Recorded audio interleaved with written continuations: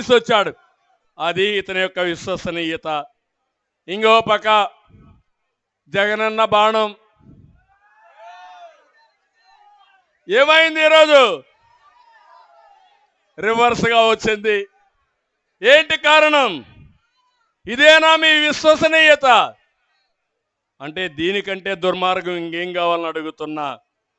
అందుకని ఈరోజు ఒక్క విషయం గుర్తుపెట్టుకోండి, ఇతని విశ్వసనీయత ఎంత భయంకరం అంటే దుర్మార్గంగా 29 మంది ఎస్సీలు ఎమ్మెల్యేలుగా ఉంటే 29 మందిని మార్చేశాడు. ఈ ఊర్లో చెత్త ఇంకొక ఊరికి, ఆ ఊర్లో చెత్త మీ ఊరికి, మిమ్మల్ని మోసం చేసి ఓట్లు వేయించుకొని మళ్ళా మొత్తాన్ని ఫినిష్ చేయడానికి. ప్రజాప్రతినిధికి వాల్యూ ఉందా తమ్ముళ్ళు? మిమ్మల్ని అడుగుతున్నా.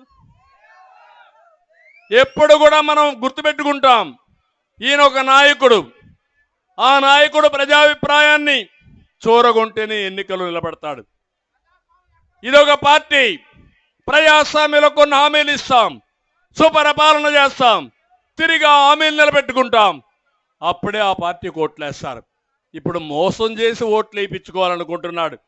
నాకు ఒకటి జ్ఞాపకం వస్తుంది, ఇక్కడికి వస్తే సుమతి శతకం చిన్నప్పుడు చదివా, ఈ మధ్య చదవలా, ఇప్పుడు చదువుకుంటున్నాం. మళ్ళా కనకపు సింహాసనమున సునకమును కూర్చుండబెట్టి శుభలగ్నమున దొనరగ బట్టము కట్టిన వెనుకటి గుణమేల మాను వినరా సుమతి. దీని అర్థమైందా మీకు? మంచి ముహూర్తం చూసి ఒక కుక్కను తీసుకొచ్చి సింహాసనం మీద కూర్చుని రాజుగా పట్టాభిషేకం చేస్తే దాని బుద్ధి మారుతుందా తమ్ముళ్ళు? ఏం చేస్తుంది ఆ కుక్క? సింహాసనాన్ని పాడు చేస్తుంది. అవునా కాదా? అందుకే మళ్ళా మీరు అన్ని దిక్కులు చెప్పాలి. కనకపు సింహాసనమున సునకమును కూర్చుండబెట్టి శుభ లగ్నమున దొనరగా బట్టము కట్టిన వెనుకటి గుణమేల మాను వినరా సుమతి. ఆ రోజు మీకు అందరికీ తెలుసు, ఈయన ఒక ఫ్యాక్షన్ లీడర్ అని, నేరస్తుడని తెలుసు, మానసిక రోగి అని తెలుసా లేదా మీకు? కానీ ఒక్కసారి అన్నాడు, ముచ్చటపడిపోయారు. తల మీద చేయి పెట్టాడు, ఒక్క ఛాన్స్ అన్నాడు, తల మీద చేయి పెట్టాడు, బుగ్గల్ని విరాడు, మీరంతా కూడా ఐస్ అయిపోయారు. ఈరోజు మనం అంతా కూడా ఆహుతి అయిపోయాం. అవునా కాదా అని మిమ్మల్ని అడుగుతున్నా. అందరూ నష్టపోయాం. అందుకే నేను మిమ్మల్ని అందరినీ ఒకటే కోరుతున్నా, ఇక్కడ వెంకటగిరిలో ఇప్పుడు కొత్త పిచ్చిగాడు ఒక ఆయన వచ్చాడు, ఇక్కడికి ఇన్ఛార్జిగా వచ్చాడు. ఆయన ఇసుక దోపిడి పెన్నా నదిలో, తుమ్మల తలూరులో, పాలూరులో, రాజుపాలెంలో 120 ఎకరాల్లో తెల్లరాయి అక్రమ తవ్వకాలు, ఈయనకి దీంట్లో వాటా. మొలకల కండ్ల సిద్ధయ్య కొండను విధ్వంసం చేశారు. వెంకటగిరి, రాపూరు, కలువాయి, సైదాపూర్ మండలాల్లో భూ కబ్జాలు.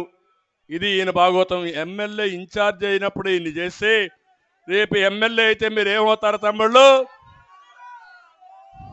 గోయిందా గోయిందా. అలాంటి వ్యక్తిన సూడూరుపేటలో ఒక ఆయన ఉన్నాడు, కలివేటి, అక్రమ ఇసుక దందా, గ్రావెల్ దందా, అక్రమ బియ్యం రవాణా, లిక్కర్ దందా, గంజాయి, క్రికెట్ బెట్టింగ్లు, ఏది చూసినా ఆయనే కేర్ ఆఫ్. ఇతని మనుషులు స్వర్ణముఖి, కాళంగి నదుల్లో ఇసుక మాఫియా మొత్తం దోచేస్తున్నారు. జగన్మోహన్ రెడ్డి రిషికొండను బోడుగుండు చేసి ఆ స్ఫూర్తితో శివనంబేడు కొండకు గుండు కూడా వేశాడు. ఈయన ఒక పెద్ద నాయకుడు, ఇప్పుడు టికెట్ కూడా లేదు. ఏం చెప్పాలి వీళ్ళని? ఇంకో పక్క గూడూరు, ఆయన పేరే వరప్రసాద్. ప్రసాద్ అలాగా మింగేశాడు మొత్తం చేసి. ఒక పని కాదు, మామూళ్ళు వసూలు చేయడానికి కుమారుని పెట్టుకున్నాడు. 4,500 కోట్ల రూపాయలు విలువ చేసే సిలికా శాండ్ని జగన్ ఒక పక్క ఈయన ఒక పక్క మేసేశారు.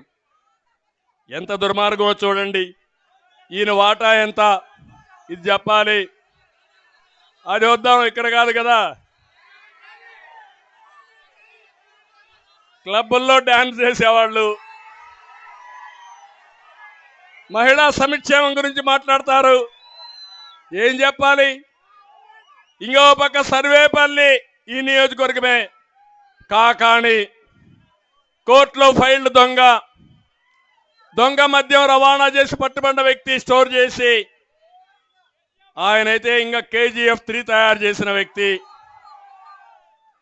ఆయన వ్యవసాయ మంత్రిని రాష్ట్రంలో ఎవడు తెలియదు కానీ మొత్తం సర్వేపల్లి మొత్తం దోచేసుకున్నాడు. గ్రావెల్ దోపిడీ, 1000 కోట్లు. ఇంకో పక్క ఎక్కడ చూసినా మొత్తం నెల్లూరు జిల్లాను కొనే శక్తి వచ్చేసింది. అప్పుడే మిమ్మల్ని కూడా కొనేస్తారు రేపు. ఆ పరిస్థితిలో ఉన్నారు. సత్యవేడు పాపం రబ్బర్ స్టాంపు, ఆయన్ని మొత్తం అక్కడ ఒక ఆయన ఉన్నాడు, పెద్దిరెడ్డి, పెద్ద మనగాడు, మామూలు పుడింగ్ కాదు ఆయన. రాష్ట్రంలో మొత్తం మైనింగ్ అంతా దోచుకుని అరిగించుకునే సత్తా ఆయనకుంది. మాట్లాడితే మన మీద దాడులు. అంటే ఎక్కడికి పోతున్నారని నేను అడుగుతున్నా. మొత్తం అక్కడంతా కూడా ఇష్టానుసారంగా ఇసుకంతా దోచుకుని ఆందోళన చేస్తా ఉన్నా వదిలిపెట్టకుండా చెన్నైకి పంపించిన పెద్ద దొంగలు వీళ్ళు. ఇంకో పక్కనే కాళాశ్రీ, బియ్యపురెడ్డి ఆరతి కర్పూర మారిగా మింగేస్తున్నాడు ఈ బియ్యపురెడ్డి. నాకైతే కళ్ళు తిరుగుతున్నాయి వీళ్ళని చూస్తా ఉంటే. ఇంత దుర్మార్గులు వస్తారా రాజకీయాలకని.